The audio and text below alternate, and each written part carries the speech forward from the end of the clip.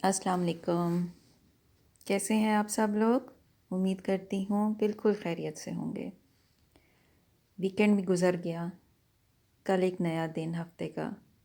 اللہ کرے آنے والا دن بھی ہمارے لیے خیر و عافیت کا ہو، آمین۔ تو آج کی حکایت محمود و ایاز۔ ایک روز سلطان محمود غزنوی دربار میں آیا۔ تمام امراء، وزراء اور مصاحب حاضر خدمت تھے۔ تخت پر پر رونق افروز ہونے کے بعد بادشاہ نے چوغے میں ہاتھ ڈال کر ایک بیش قیمت موتی نکالا اور وزیر اعظم کو دکھا کر کہا، آپ کے خیال میں اس موتی کی کیا قیمت ہوگی؟ وزیر اعظم نے اچھی طرح دیکھ بھال کر عرض کیا، حضور نہایت قیمتی چیز ہے اور فدوی کی رائے میں 1 من سونے کے برابر اس کی مالیت ہوگی۔ بہت خوب، سلطان نے کہا، ہمارا اندازہ بھی یہی تھا۔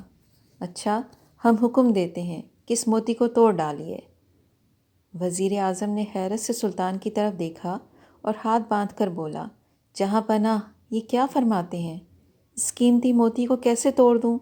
میں تو حضور کے مال و منال کا نگران اور خیر خواہ ہوں۔ ہم آپ کی اس خیر خواہی سے خوش ہوئے، سلطان نے کہا، اور وزیر اعظم کو خلعت سے سرفراز فرما کر موتی لے لیا۔ تھوڑی دیر بعد ادھر ادھر کی گفتگو کر کے وہی موتی سلطان نے نائب وزیر کو دیا اور فرمایا، اگر یہ موتی کوئی خریدنے کا خواہش مند ہو تو کیا قیمت ادا کرے گا؟ نائب وزیر نے عرض کیا، حضور میں عاجز ہوں، اس کی قیمت کا اندازہ کرنے سے حکم دیا۔ اچھا، اسے توڑ دو۔ وہ عرض کرنے لگا، قبلہ عالم، ایسے بیش قیمت موتی کو کیوں توڑواتے ہیں جس کا ثانی ملنا محال ہے؟ ذرا اس کی آب و تاب اور چمک دمک تو ملاحظہ فرمائیے۔ سورج کی روشنی اس کے سامنے ماند پڑ رہی ہے اور میرا ہاتھ اسے توڑنے کی نیت سے حرکت کر ہی نہیں سکتا۔ یوں بھی میں شاہی خزانے کا نگہبان ہوں، اس کا دشمن نہیں۔ اللہ آپ کی دولت زیادہ کرے۔ سلطان نے نائب وزیر کو بھی خلعت سے سرفراز کر کے منصب میں اضافہ کیا اور اس کی فہم و فراست کی تعریف فرمائی۔ پھر چند لمحوں بعد وہی موتی امیر الامراء کو دیا اور کہا کہ اسے توڑیے۔ اس نے بھی عذر پیش کر کے خلعت و انعام پایا۔ بادشاہ جوں جوں درباریوں کی تعریف کر کر کے ان کا مرتبہ اور منصب بڑھاتا گیا، توں توں وہ ادنیٰ درجے کے لوگ صراط مستقیم سے بھٹک کر اندھے کنویں میں گرتے گئے۔ وزیر اعظم کی دیکھا دیکھی سبھی امیروں اور وزیروں نے ظاہر کیا کہ وہ دولت شاہی کے وفادار اور نگراں ہیں۔ موتی پاش پاش کر کے بادشاہ کا نقصان گوارا نہیں کر سکتے۔ بے شک تقلید اس دنیا کا ایک ستون ہے، لیکن آزمائش اور امتحان کے لمحوں میں تقلید کرنے والا ذلیل و خوار ہوتا ہے۔ رفتہ رفتہ سلطان نے تمام درباریوں اور خیر خواہ دولت کی آزمائش کر لی اور سب نے بڑھ چڑھ کر اپنے آپ کو بادشاہ کے مال کا محافظ اور دعا گو ثابت کر کے انعام و اکرام پایا۔ آخر میں سلطان نے وہ موتی ایاز کو دیا اور فرمایا، اے نگہ باز، اب تیری باری ہے، بتا اس موتی کی قیمت کیا ہوگی؟ ایاز نے عرض کیا، اے آقا، میرے ہر قیاس سے اس کی قیمت زیادہ ہے۔ اچھا، ہمارا حکم ہے تو اسے توڑ دے۔ ایاز کی لمبی آستین میں شاید پہلے ہی سے پتھر موجود تھا، نکال کر موتی پر دے مارا۔ موتی کی اوقات ہی کیا تھی، پتھر کی ایک ہی ضرب سے چور چور ہو گیا۔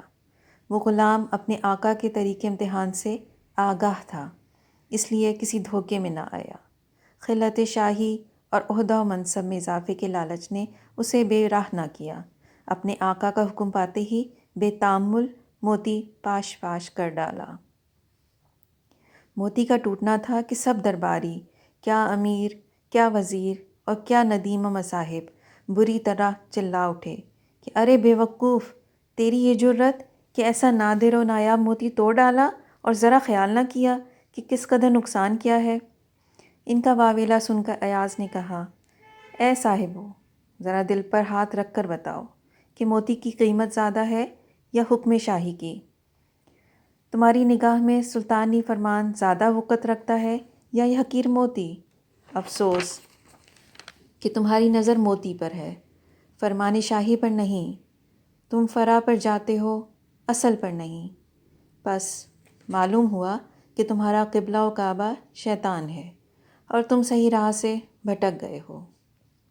میری نگاہیں ہمیشہ بادشاہ کے اشارے چشم و آبرو پر جمی رہتی ہیں اور میں مشرکوں کی طرح پتھروں کو مڑ مڑ کر کبھی نہیں دیکھتا۔ وہ روح ناپاک اور بدخصلت ہے جو ایک حقیر پتھر کو نگاہ میں رکھے اور فرمان شاہی کو نظر انداز کر دے۔ جب ایاز نے یہ بھید سرعام کھولا تب تمام ارکان دولت و منصب کی آنکھیں کھلیں۔ ندامت اور ذلت کا یہ حال تھا کہ کسی کی گردن اوپر نہ اٹھتی تھی۔ آخر ایک ایک کر کے سب نے سلطان کے سامنے یہ عذر پیش کرنا چاہا کہ وہ غفلت میں تھے اور خیر خواہی مال میں شاہی فرمان کی اہمیت کو بھول گئے تھے۔ سلطان نے کسی کا کوئی عذر سماعت نہ فرمایا اور غضبناک ہو کر کہا، تم سب ناپاک اور ذلیل ہو اور تم میں سے ایک شخص بھی اس دربار کے لائق نہیں۔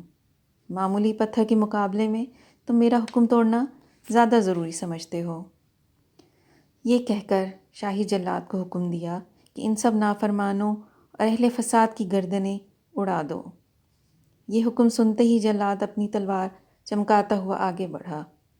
ارکان دولت خوف سے تھر تھر کانپنے لگے اور سب کو اپنی جانیں جاتی دکھائی دینے لگیں۔ اس وقت ایاز کو ان امیروں اور وزیروں کی ابتر حالت دیکھ کر رحم آیا۔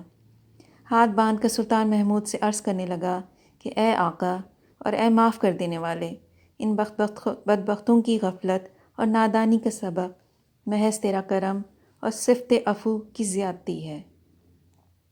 تیری مہربانیاں ہم پر غالب ہیں اور ہم ان کے بوجھ تلے دبے ہوئے ہیں۔ میری کیا حیثیت اور کیا حقیقت کہ تجھے مشورہ دوں یا تیری مہربانیاں یاد دلاؤں، مگر اتنا عرض کرتا ہوں کہ ان مجرموں کے سر بھی تیری ہی دیوار سے لگے ہیں۔ بے شک یہ بازی ہار گئے، مگر اتنا تو ہوا کہ اپنی خطا اور اپنے جرم سے آگاہ ہو گئے۔ اب اس گمراہی سے پلٹ کر تیرے راستے پر آئے ہیں، اس لیے انہیں معاف کر دے، کیونکہ تیرے کرم ہی کے بھروسے پر یہ ادھر آئے ہیں۔ بادشاہ نے ایاز کی سفارش قبول کی اور سب خطا کاروں کو معاف کر دیا۔ کیسی لگی آپ کو یہ حکایت؟ امید ہے اچھی لگی ہوگی۔ ایک نظم سناتی ہوں۔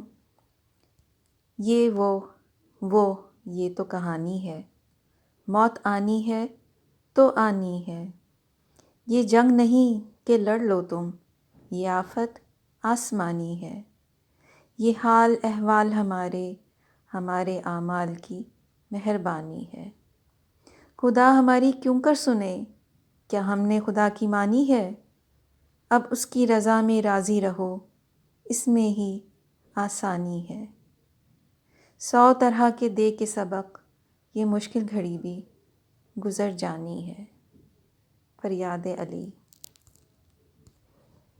اختتام ایک دعا کے ساتھ۔ اے اللہ، جو کچھ آپ نے ہمیں رزق عطا فرمایا ہے اس پر ہمیں قناعت عطا فرمائیے اور اس میں ہمارے لیے برکت عطا فرما دیجیے۔ آمین الہی آمین۔